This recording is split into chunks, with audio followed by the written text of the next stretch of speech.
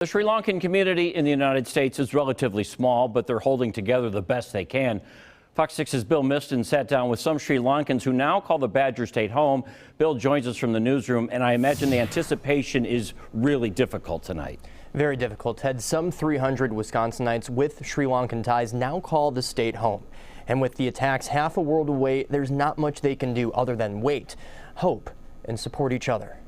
Cars filled the street outside Anoma and Ajit Wijanayake's New Berlin home, with many more people inside. Just heartbreaking. I believe that at least one or two friends of mine may have affected. We're trying to figure out what can we do. Right now, more questions than answers after the 8 blasts killed hundreds and injured hundreds more half a world away in a place these 8 Wisconsinites once called home. And 10 years ago when the war ended, we were thinking, at least everybody was thinking, okay, we finished that chapter, it's going to have a peaceful time, and just suddenly this happened.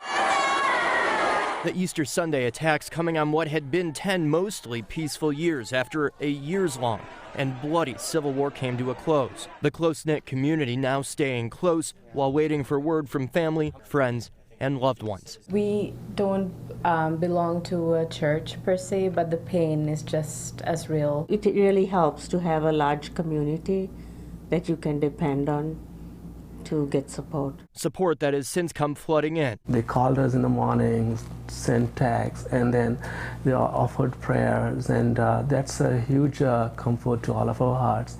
And yeah, we are very thankful to our neighbors, friends, pastors, co-workers.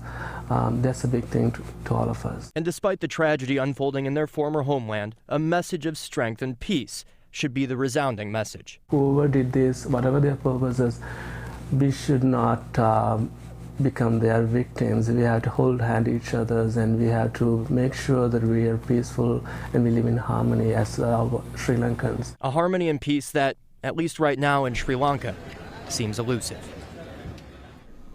Now, the Sri Lankan community here has since started a GoFundMe to raise funds which will be donated to help the victims of the attacks and their families. We have a link to that in this story on our website, fox6now.com, or your Fox 6 News app. Live in the newsroom, Bill Miston, Fox 6 News. Bill, thank you for that. And as